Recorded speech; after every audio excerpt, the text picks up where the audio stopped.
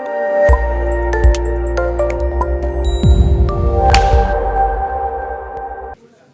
sir. Would you like to be seated here, Karisma? Yeah. Abanti? Yeah. Next. Suhel? Next to Abanti. Saji, would you like to come over here? And so you'll be fine over there. Fine. And Dr. Vishwanathan, right there. Thank you.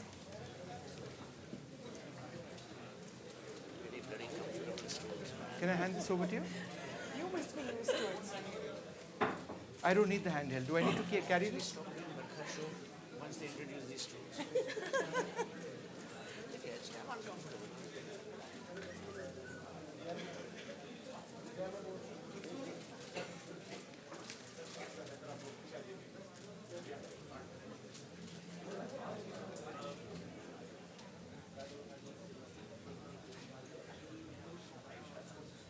Yep. No, let's do the start first.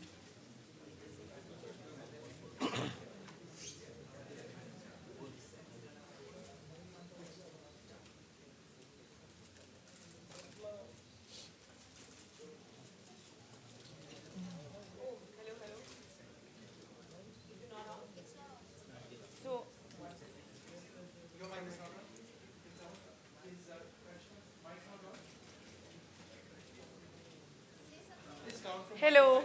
Yeah, it's on. Hi. Hi. Yeah. Do you need to do audio checks for anybody else? Check 1, 2, 3. Just count from 1 to 5. From Go ahead, so Just just count from 1 to 5. 1, 2, 3, Dr. 4. Vishwanathan. 1, 2, 3, 4, 5. 1, 2, 3, 4, 5. 1, 2, 3, 4, 5. 500,000. 100. Okay, can we start?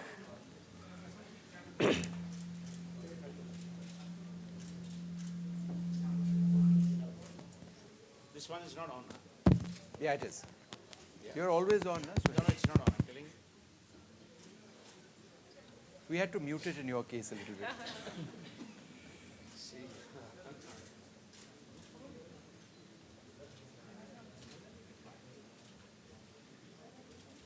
Could you just stop clicking the pictures because it's coming on this thing. We can't start.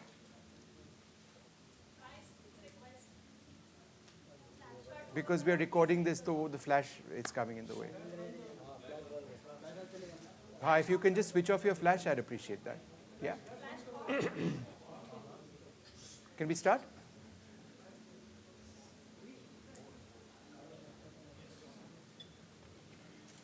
Hello and welcome to a very special program, a very special campaign, something that United Spirits and NDTV have been working at very, very closely for the last several years. It's a Road to Safety campaign, and the goal is very simple. It is to protect lives, it is to save lives, it is to ensure that we are responsible as citizens. Drink responsibly is part of our pledge, but be responsible in how you conduct yourselves. Think about people who are in road accidents, protect those lives, and think about what you are doing to your friends and to your family if you are irresponsible in moments when really you should be thinking about those all around you. That's really what this campaign is all about.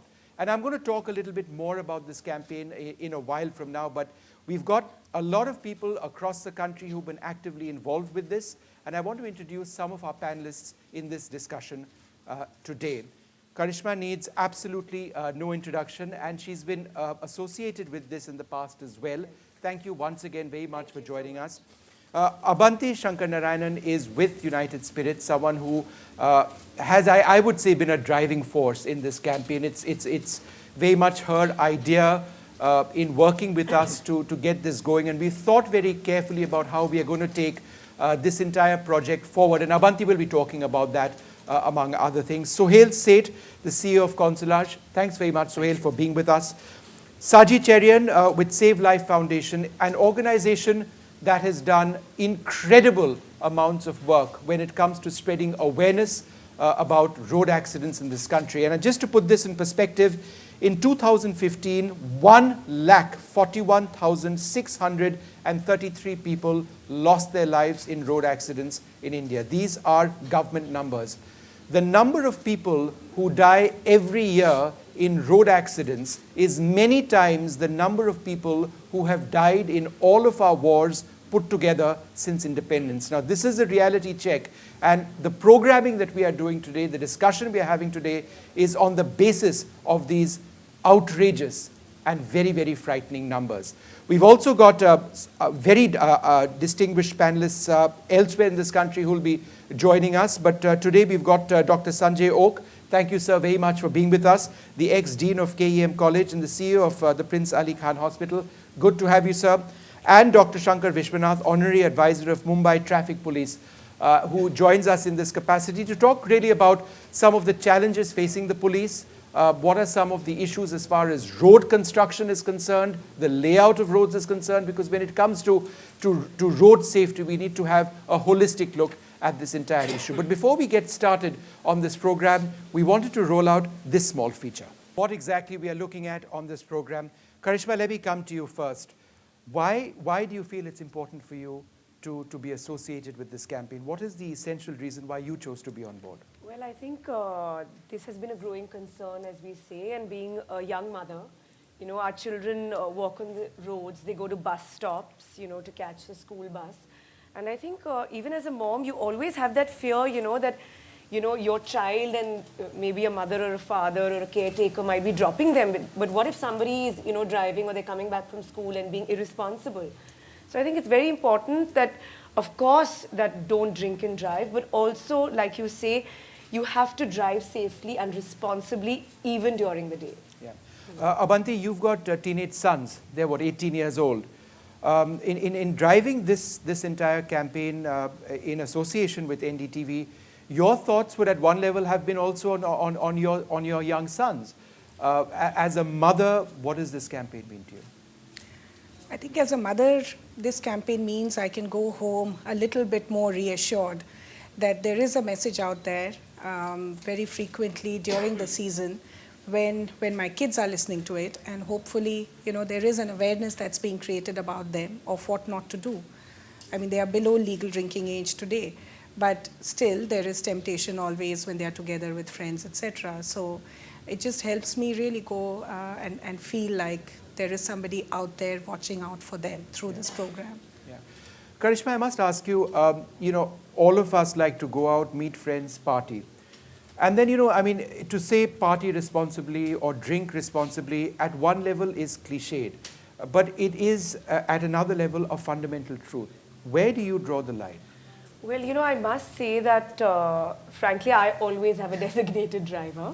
I don't drive myself because I think I have too many things on my mind. So it's better that I sit behind in the back seat. But I'd like to tell you that there are a lot of young people out there today who have realized this. And I think this campaign has made them realize today when young couples go out to party or to a club to have a few drinks. Like a lot of my friends tell me, you know, we are the driver tonight. My friends like, I'm not drinking tonight. You know, let the husbands and the other friends, because I have so many people to drop home. So people have become really, really aware about this. And also I'd like to really say that especially in Mumbai, I think the traffic police is doing a great job, because over the weekends, a lot of people are genuinely aware and a bit scared that, you know, they cannot afford to drink and drive because they are going to be pulled up. And there are a lot of check nakas nowadays. Yep. And I think people, the growing concern is out there and people have become really aware. Dr. Vishwanath, you want to add to that the role of the police in being proactive with new technologies available to them, also just spreading awareness and how something like this does make a difference on the ground? Yes, that is very much true. More than 18,000 people have been caught drunk and drive this year, and more people are very much aware, because we are also putting those 40 extra cameras on Marine Drive, Western Express Highway, Eastern Express Highway and all, especially for the purpose of stopping these racing motorbikes and all those things at night. And they pose a danger for the common driver, who is not even aware that they are racing. And very difficult to catch hold of them because the policeman cannot race behind them at that speed. And hence, these cameras are going to be very useful. And we have also got e-challan systems, which are being, more than 6,000 cameras are being installed in Mumbai, out of which 4,000 are already installed. Yeah. And we are getting those data straight away from that, and we are sending those challans to their mobile numbers. And we are getting many mobile numbers from the petrol stations and all these things. You know, one incident where a poor constable was just taking a mobile number from a teenage driver, motorbiker, and his brother came and hit him and he died because of that. But so at least 50 constables die every year because of these road accidents all over Maharashtra. So therefore, this kind of awareness and lot of publicity is being done with that e-challan, BMS and all those things. And people in Mumbai are very much aware that they just can't take a chance with the police.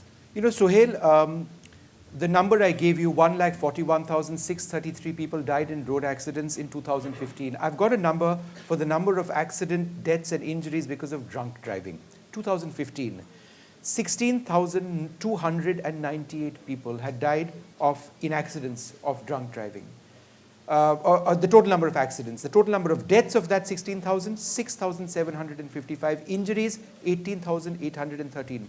These are underreported numbers, as you know, in a country as large as ours. But these numbers are absolutely horrific by any standard anywhere in the world. We have some of the most unsafe roads for various reasons. Where do you draw the line? What is your message when you confront numbers like this? See, you know, while the campaign is genuinely laudable and there is no escaping this reality, there are three things that need to be done. Number one, we need education which is finite and with a purpose. We need demonstrable punishment for people who violate the laws. See, in this country, you can get away with blue murder. You know, you'll hit someone, the laws are so weak, person will get bail. I mean, there was this lady who ran over someone and, you know, driving the other side. We don't have demonstrable punishment. The third, which is very important, which I hope the doctor here will touch upon, is we have zero trauma apparatus around our centers, around our roads, around our cities. You know, we are talking about Bombay and Delhi.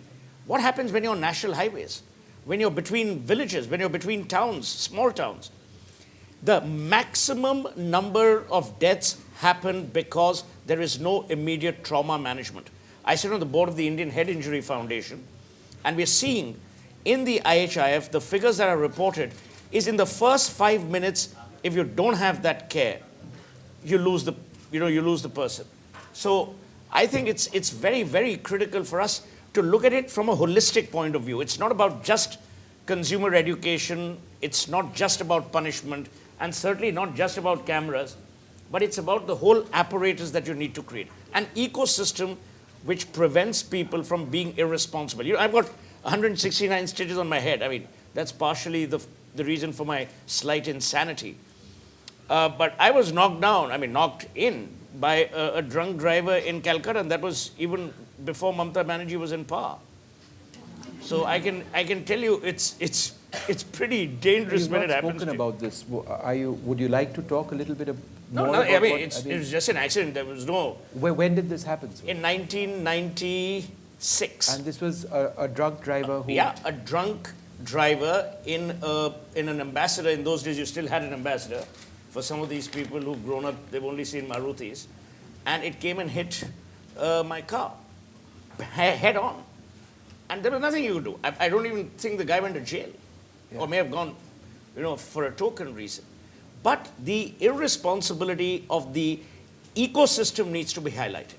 So I think this is a brilliant first step. You need to marry the political apparatus with the medical apparatus with the media machinery in order for all three things to work in harmony.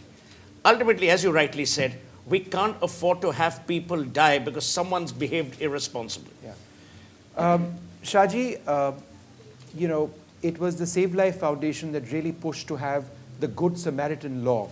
And it's a law now, it exists in India, which basically means that if you see somebody in distress, you can actually take that person to a hospital and not be bothered by the police. You don't even have to give your name to the hospital people over there. You can walk out.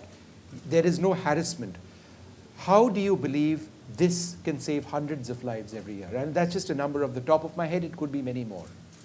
Yeah, first of all, I think we have been as an organization at it for the past decade now. And in just the last 2-3 years, just to see the amount of dialogue and conversation around road safety is really heartening for us as an organization. I want to congratulate NDTV and Diageo for taking this initiative, not just for a year now. I'm seeing this, it's every year, so it's great. I think people who die in road accident victims, 50% of them actually die of treatable injuries. So they can be saved. Typically, they die because of excessive bleeding. The Good Samaritan law concept basically looks at bystander care. The person who is next to the accident victim or somebody who is passing by should be empowered, not to be scared to call for emergency services. People typically die bleeding on the road. And so right now we have, as a country, we have a Good Samaritan law. Unfortunately, not much has been talked about it. Propagation has not happened, so people on the road don't know about it. So as of now, if you see an accident victim, go ahead and call the police, go ahead and call emergency services.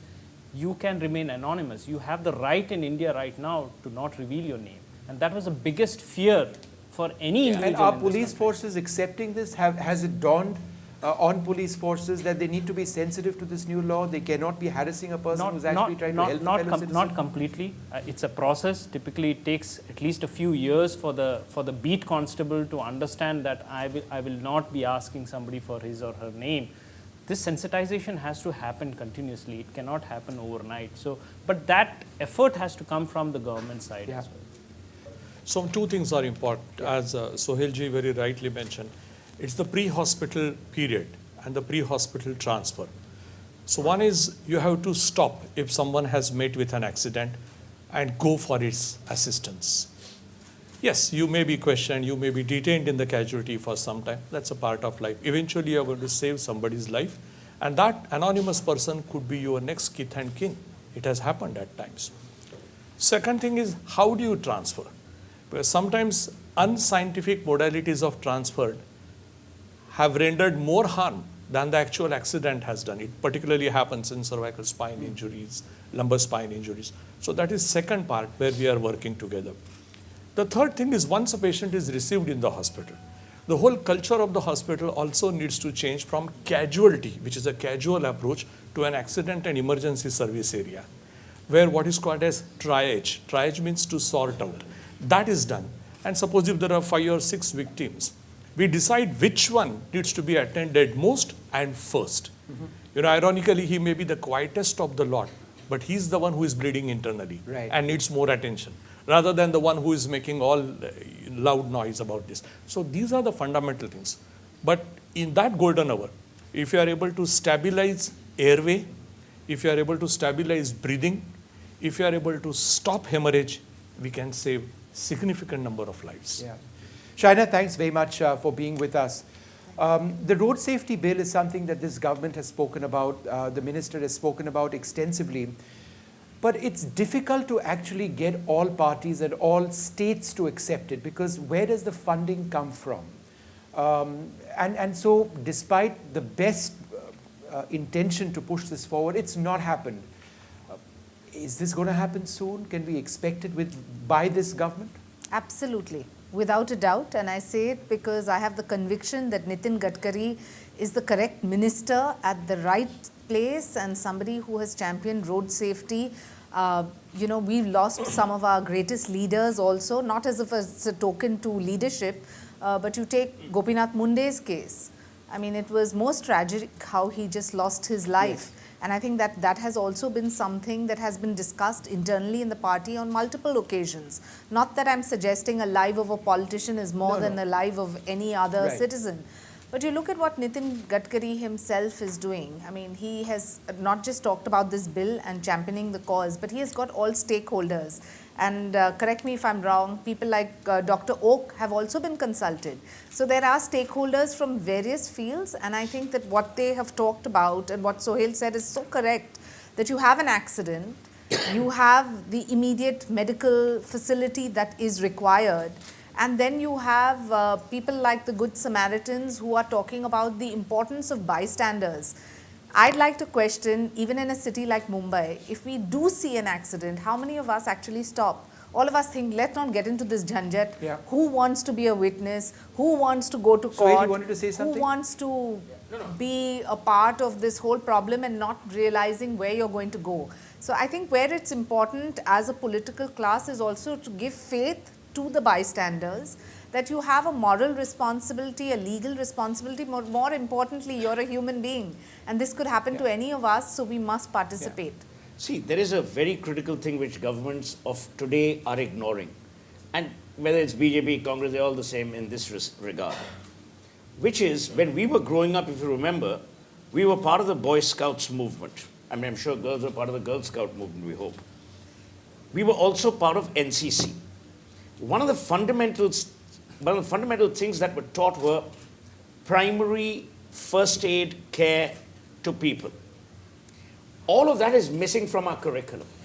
So even young children, who, by the way, have the greatest propensity to help, teenagers, they're the ones who are more courageous than the middle-aged, as it were. That, identified education, needs to be brought back into the system. We don't know how to administer first aid. We don't know how to prevent bleeding. So true. And these are critical things which need to come back into the curriculum. Part of what you've been doing is CPR training, right? Yeah. And who typically wants to actually learn about CPR skills and be certified in it? I mean, should it really be part of our school education, our curriculum? Absolutely. I think CPR is not just for road accidents cases. It can happen in our homes as well. If somebody is having a heart attack, you can use that training and help out your own kith and kin. But I think what's important is to understand who is the first responder, right? Even in a city like Bombay, typically it's always the beat cop or the police person who is actually around. But if you see, he will not be trained how to handle a victim. So I think, as what Suhel said, that we need to look at it holistically, whether it's drink driving, what works in drink driving is enforcement is what works in drink driving, what works in roads and how we construct our roads is engineering. You were mentioning about the bill. Let me say that the government in the past 2 years has done incredible work to ensure that new legislation, a stronger legislation can be brought in. As you said, there were opposition from the states, but now they have an amendment bill which they have worked through. Yeah. And right now it's in the parliament. Now it's the parliament's responsibility, as you know what's happening in the parliament as of now. Parliament is So I think it has to be a collective responsibility. Sure. Everybody has to get in there and get this thing passed. Sure. I also want to say something about people like Karisma who are supporting these things.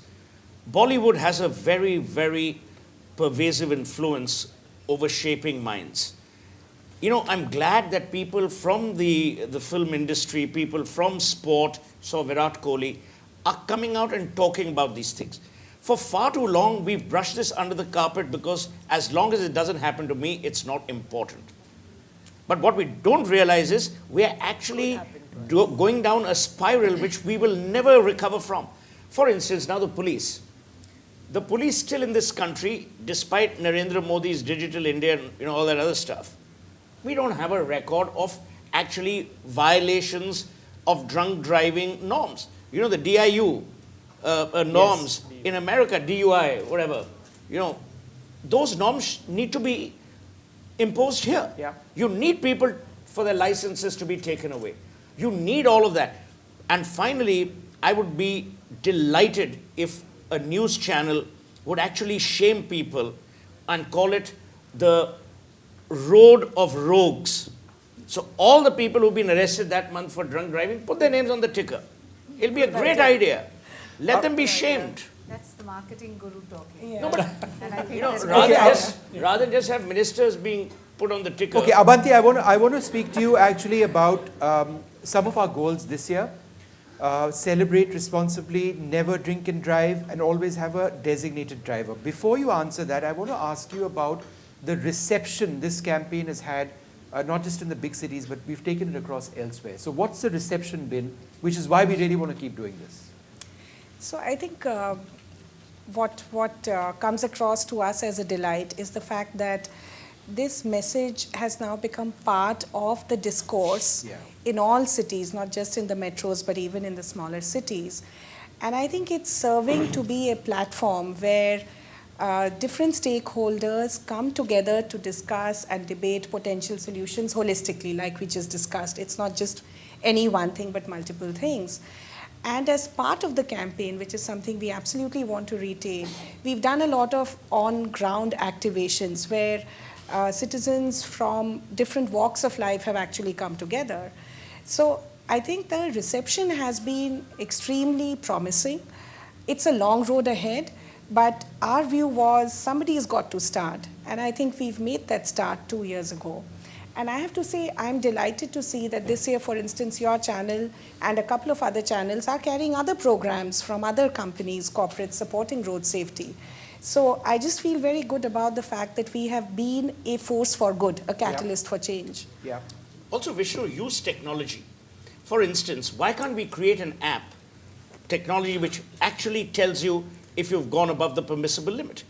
B, I remember telling the Diageo people many years ago to actually install breathalyzers at bars to actually tell you It's whether done you're in in the the West. permissible. Should it be done Correct. over here? Whether it's under that- the permissible limit. Yeah. So I'm saying if we actually look at each minute detail. Dr. Vishwanath, that's not a It'll bad, help. bad suggestion. No, You it's think being it's something? done. What Mr. Suhel Seth said, many companies have come forward to put this in every bar. It costs 50,000 rupees, and all taxi numbers, all those obey and all those things are written by the side. So if you show, if your analyzer shows that you are drunk beyond that particular limit, whatever, immediately you are supposed to call a taxi and go. And the bar, whoever is operating the bar, is not supposed to allow you out of the bar. Right. So that's being implemented. But which Vishwa, bar? Suhel All ji, bars. I Suhel ji, can't name, I don't go to the bar. I'm looking at a day when the car engine would refuse to start, analyzing the breath in my exhaled breath. This is being I can't done. drive. The car just would refuse to Actually, start. just live in Delhi, it won't start in any case. I think that Diageo, that company is also sponsoring. that. Karisma, let me ask you about another key part of this campaign, designated drivers. It's something that exists in so many other countries. It's people just don't do it here for some reason. Would you like to spread a Well, message? I think on it this? is starting. There are a lot of apps now, like Party Smart and things like that, which a Drive lot Buddy of and- young couples and young people do use. So I think it is available now, and I'm sure it'll even grow further. So people should be aware that it is available. So it shouldn't be an excuse that, "Arey, mera driver nahi tha, koi tha nahi to." And I think a lot of young people feel, "I'll just have a drink or two and I can handle it." Well, that is not the case. If you are even having one drink, you cannot drive a vehicle, period. What about, but again, what about the moderate consumption of alcohol? For those who drink, it's obviously a very personal choice. But then how do you assume that you can drink responsibly? No, that's And assuming, of exactly- course, that you're not driving, so that's out of the question. But then just being responsible as a drinker, how do you actually figure out where to stop? Well, I think it's from person to person. Like basically, I don't like alcohol, but there are some people who enjoy a drink like every night. So I think for health reasons also nowadays you hear, people will say, I've had one drink or two drinks. But then there are people who think, they can have 10 drinks and be totally fine, which is unrealistic. See, So this- there is no really a demarcation. See, the stigmatization should not be of alcohol. It should be of irresponsible behavior. It's the Absolutely. responsibility. Shaina? I think the responsibility quotient in public at large. Are we Should be there. responsible? Are we going to take onus? If you go out and drink, are you going to take care of yourselves? And another good thing is, gone are the days when you think you can just bribe the cop, because now it's impossible for you to be even doing that. And you won't The have kind of change. I was waiting for that. I was waiting for that comment, Suhel. But I think more importantly, the fines have been raised, almost tenfold. Yeah. So somebody who's going to be irresponsible also realizes that there's a huge price to pay. So I think as a society, if we talk about responsibility rather than getting into sermonizing that you must not drink or you must drink, but about the importance of not drinking and driving. And that's why I'd like to compliment NDTV, because you all are one of the few channels that have a collective conscience to talk about these issues rather than who said what and who did what. Yeah. See, many years ago in New York, there's a campaign which was run by young people, which basically talked about peer respect, peer approval, and peer disapproval. So it wasn't about whether you were drinking too much or drinking less. It was what you were doing after the drinking. If you were irresponsible to drive, if you were irresponsible to, if you were misbehaving and that kind of stuff. Social shaming is a very important tool. But you've got to figure the contours of social shaming. Here what happens is, a lot of machismo is associated with a guy who drinks and drives, thinking, doesn't matter. Haryana is the Wild West. So, if you actually look at those areas, and if you don't have social shaming, blended with demonstrable punishment, which is very penal in purview, you won't be able to solve this problem. And Shaji, in fact, you can take that, sir. Where do you believe we need to go as far as better punishments or punishments which actually make a point, not just a 100 rupee fine? So just like Mr. Seth said, just few days ago, our own electrician who was driving a scooter was caught by a police constable. And he went and told him, and he phones me that he had only one bottle of beer, and why the constable should catch me. He was talking to me in Marathi. But the constable said, Sahib, tani kai khela maide? What he has done, he has taken a beer, and he says only one. And I know he has taken 3. I said, I don't know him. So I also told him, I don't know him. So he was ashamed. So he was very annoyed and doesn't come to my house anymore. Because I said, I don't recognize you because you are drunk. You had a point, Dr. Suspending the driving license for at least 3 months is the first act that needs to be done. Because nowadays the metros at least are running to a situation that if my license is suspended, I'm going to have it for 3 months. And that would deter me from driving. And moreover, I think so it's the culture. I should be ashamed of taking away life by my reckless act, something which he has done, something which he has given. I have no moral authority, no any authority to take the life away by doing an accident. Okay, well, we are almost completely out of time, but Abanti, one last question to you. Going forward, what are some of your ideas? Because we've done this for 3 years, we've really tried hard to spread this message, but going forward, what else do you think we can work towards in shaping public opinion, in going on the right road, as it were? So I think 3 things really. The first is that we kind of continue to create awareness around new laws and new legislation which have come in. So last year we did the Good Samaritan. This year, hopefully, if the Motor Vehicles Act comes through with the Parliament, then really creating that awareness. I think that's important. The second is how do we, make sure that the on-ground momentum is spread to more cities, more people. So, in marketing language, we say broaden the reach of what we are doing. And third is really how do we bring in more engagement and not just, one-way kind of sermonization. And that's why we thought for this season, we are actually going to move from a negative message like don't drink and drive, which feels like a stick, to a rallying cry for a positive action, which is get a designated driver, so that people know, okay, I don't do that, but then what do I do? And so we make that the mantra, so there is a behavior shift that people can connect to and get engaged with. All right, well, I'd like to thank all of our panelists today for joining us on this. We do have time for questions, which we will take. But it's something that we really feel is a cause that in NDTV certainly we attach ourselves very closely to, and it's been a great privilege working with United Spirits on this. This campaign, this partnership is very strong, and we hope it does continue. We've got young students over here, young professionals over here. We've also got Dr. Sulema Merchant, the Dean of Sion Hospital, with us. Dr. Merchant, there you are, sir. You were supposed to be here with us, and I'm so glad you were able to make it. In fact, I would ask you the same question which I've asked Dr. Oak earlier on. The emergency room of a hospital, the first hour. What is the scene that you typically see day after day, year after year, of how families are often destroyed because of irresponsible choices being made? I think that's a very good question. And I think before starting, it's nice to have a backseat driver on the scene too, These guys are on the front seat here, so it's nice to have a rear perspective. My point is, before I answer that, I'd like to take on what positive contributions have come up and very good suggestions, like Suhel, for example, education. I'll give you an example there. I was a student somewhere in Germany, a small, tiny little road, 5, 6 in the morning. Nobody there. Pedestrian crossing, red light, 2 people waiting out there. And I was kind of, say, what the heck's going on? And that Mumbai pana of me, if I can say Mumbai, I got the better of me, and I was about to take a step. There was no road. There was no traffic, at all. And a little girl, 2-year-old girl, I unfortunately knew German a little bit. So she said, can't you see that light is red? I was about to go there, and I said, really sorry. And that's what matters really, culture, what Dr. Oak said.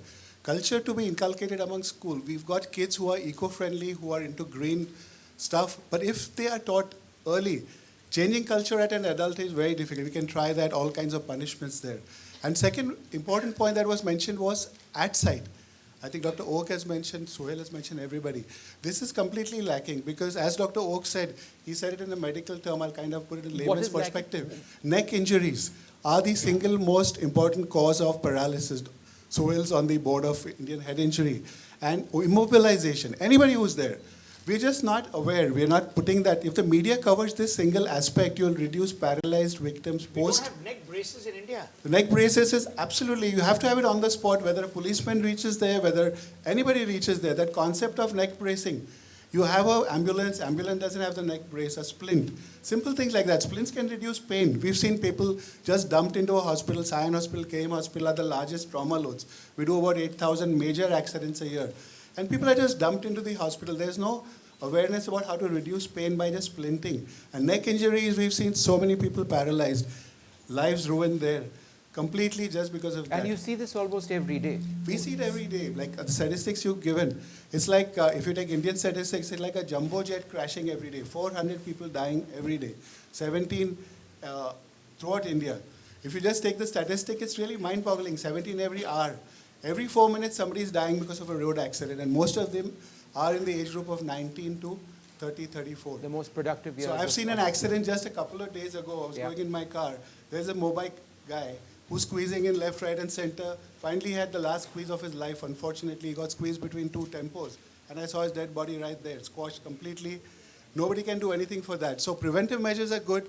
I think we need to talk about splinting, about education. Sure. But when you come into the hospital, if all of this is not done, it becomes that much more difficult and climb. Golden hour is, everybody's aware. I don't need to talk about that. So speed is of essence, like you said. Thank you. Any other questions? If you could raise your hands. Yeah, to the young man over there. Yes. Good afternoon, everyone. My name is Ridesh, and I'm representing KJ Somaiya College of Management Studies and Research. So first of all, thank you all for instilling some faith in youth that we are the driving force behind bringing the change in any sort. So my question is related to road safety. We discussed that our laws are very weak as far as punishment is concerned. But there is one more neglected thing in India, which is pedestrian signals. So we don't have stricter laws for pedestrians in India, even though we have zebra crossing, but that doesn't solve the purpose. So who would you like to ask So your question any to? of the panelists, So if you Shaji, could take would this you like question, to take this? Because I I think would it's a like to very know important why we are point. not imposing stricter public rules signages. for pedestrian signals, Yeah. which could avoid a lot of Shaji. accidents. So that's a great question. I think it comes back to the moot point of who are we designing roads for, right? We design roads for motor vehicles, for cars and other vehicles, but we don't design it for pedestrians. And sadly, 50% of the people who are actually dying in road accidents in India are called vulnerable road users, who are not protected by a shell. So they are cyclists, they are pedestrians, they are children. So every day, 20 children die in road accidents in India. Yeah. Kids, you know how kids are taken to school and got back from school. I think we have to move towards, and there are a lot of cities in the world, third world countries, like Bogota, for example.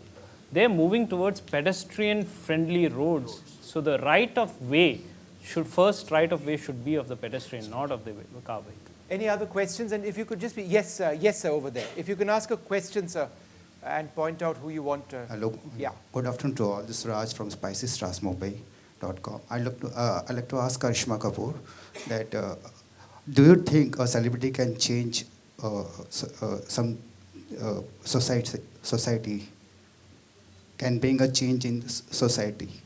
Well, I think a celebrity can always bring out the awareness. And I think like Virat is also part of this campaign. I was there in 2014 in Bangalore. So I think we can, influence the people, the youth, everyone out there. So I think it can make a change. And we do try in our own way to do that. Okay, two more questions. Shainaji, question to you is. 1 second. Can Can you go ahead and ask your question? Sir, if you can pass the mic, please. Thank you. Hello, my name is Mridula Goyal, and I just want to ask that on our roads, the number of vehicles are increasing day by day. So is there any law to, limit the number of vehicles? It's a larger issue. It's a huge issue. I think it's well beyond the scope of this program. Many of the road accidents actually take That's a valid point. Would anybody like to give an abbreviated? Combination of the environment and the pollution also caused due to vehicles and of course road safety being one of the byproducts of it. But yes, there are lots of governments that are thinking about it. I know that our Environment Minister, Mr. Anil Dave, is coordinating with Mr. Nitin Gadkari because in this motor vehicle bill that is going to be tabled in Parliament, they want aspects of pollution also to be contained. So in that sense, limited numbers of cars. But this is not something that we can force down anyone's throat. It's something that has to be where people, again, like Karisma, people who are from civil society that lead by example. One last question from Shanaji, somebody on this side. Yes, go ahead. Excuse in the me. center. I have to ask now. So, no, was can I just decide, who's asking? Yes, go ahead. We'll just bring the mic across.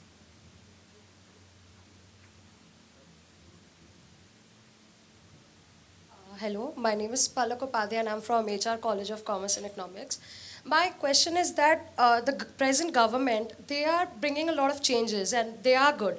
But as Sir mentioned that the medical facilities which are provided are not so enhanced. So when are we going to see? Because see, when I was... When are we going to see what? Medically, when the facilities available in the hospitals, when are they going to change? I'm not sure that's entirely right. I know that we don't have enough hospitals, particularly in rural parts of the country, but what we have, for example, at the All India Institute of Medical Sciences, is one of the best emergency trauma centers anywhere. Dr. Oak, would you like to I don't know if I'm entirely right. That's true, and Suli is my colleague. And I think Sion Hospital in Mumbai has one of the undoubtedly best trauma units. The statistics, same is the case with KEM. So, the public and private sectors both make their efforts to chip in at the time of acute trauma emergency care. This question cannot be solved by erecting trauma-dedicated centers at one corner of the city. You have to upgrade every hospital's casualty into what I said, active emergency center. And those efforts are really on. But there is no substitute to good driving manners and culture. So you've been very persistent if you want to ask your question. Yes, sir. I'll bring the mic, sir. 1 minute. Sir, can we just pass the mic, sir? Yeah, go ahead. It's a good initiative taken by all of you. Yes. What about railways? उन्हें कौन सुधारेगा? उधर भी ध्यान दीजिए. Thank you very much for your suggestion, and I think that's an important point outside the purview of this, and if you want to answer, I can't stop you. I can only assure you that when it comes to railways also, there's no saying that, we are going to be completely accident-free, but we are taking a lot of measures, and Suresh Prabhu himself has highlighted all the 12 points that the government plans to do when it comes to railway safety as well. And I do concede it is an area of contention because if you lose one life or 100 lives, it's a life of an Indian that is lost. Well, I'd like to thank all of you very much for joining us. We're completely out of time. Our panelists need to move elsewhere. Thank you very much, and let's hope this program continues to make a real impact. Thank you very much indeed.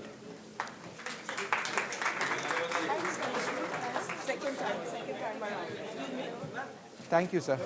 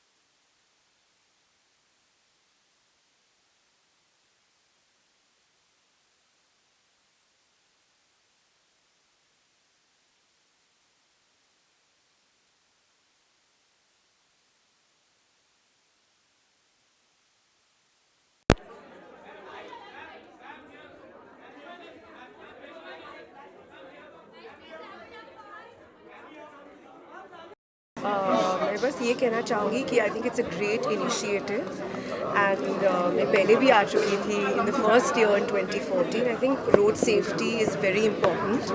हमारे छोटे बच्चे हैं, हमारे family members हैं, and I think people should be more responsible जब वो vehicle चला रहे हैं. They should not drink and drive. और अगर आपने पिया भी है, but then you have to have a designated driver. आप नहीं सोच सकते कि नहीं मैं तो गाड़ी चलाने वाला हूँ, तो ये नहीं हो सकता.